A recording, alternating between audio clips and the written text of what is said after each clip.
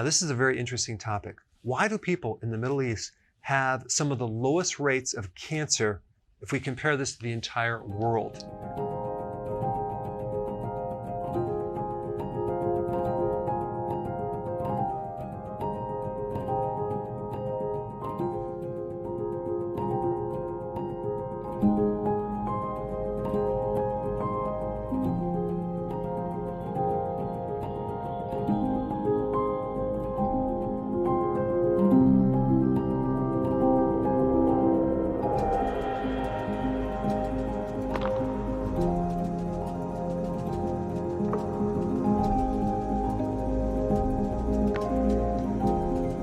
Now, if we take the average of how many people get cancer in the entire world, it's 198 people out of every 100,000 people get cancer.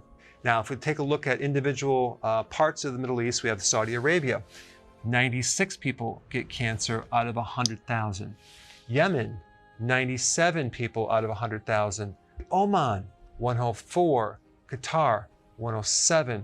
UAE, it's 107, and Kuwait is 116 people out of 100,000 people get cancer. So you can see, if you live in these countries, you have a much less risk of getting cancer. Let's compare this with Australia. 468 people out of 100,000 get cancer. They take number one, they get first place in getting cancer. Number two, Ireland is 374 people out of 100,000 people. Next one is Hungary, 368 people, okay, out of 100,000. And then United States, 352 people out of 100,000 people develop cancer.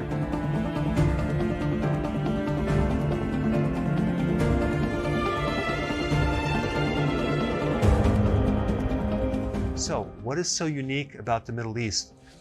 Well, number one, fasting, Ramadan. Now, Ramadan is a religious fast that extends over the course of 1 month. Now, that 1 month is just 1 month out of the entire year. What blows my mind is they're fasting right after sunrise to sunset. So they're usually eating before that and eating after that. So Ramadan is considered a type of intermittent fasting only for 1 month and produces a tremendous decrease in rates of getting cancer. That's quite remarkable. So why does fasting help with preventing cancer? Well, it starves cancer.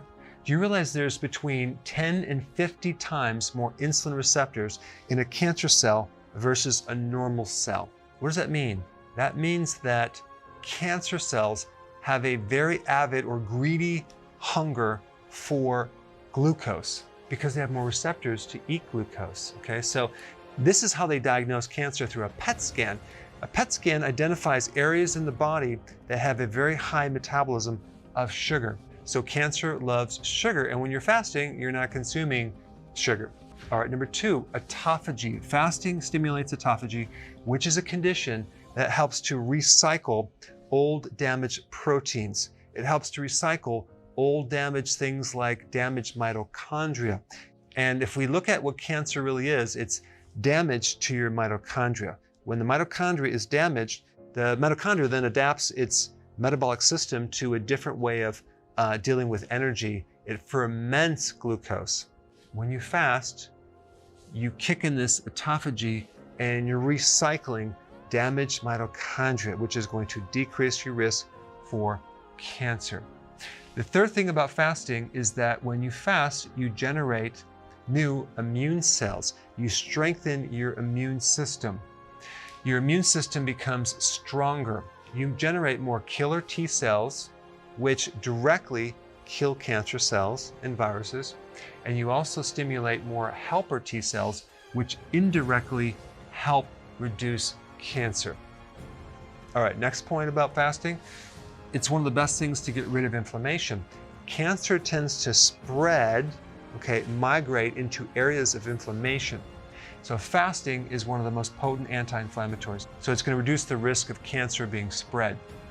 Also, when you fast, you increase the antioxidant networks of the body. So these things that actually protect you against free radical damage, like in the mitochondria, are improved or enhanced when you fast. So that's going to decrease the risk of getting cancer right off the bat. Fasting is one of the oldest therapies. Even Hippocrates mentioned fasting quite extensively, and he had an interesting quote: "But to eat when sick is to feed the illness." Okay, so when you're ill, you don't want to eat very frequently.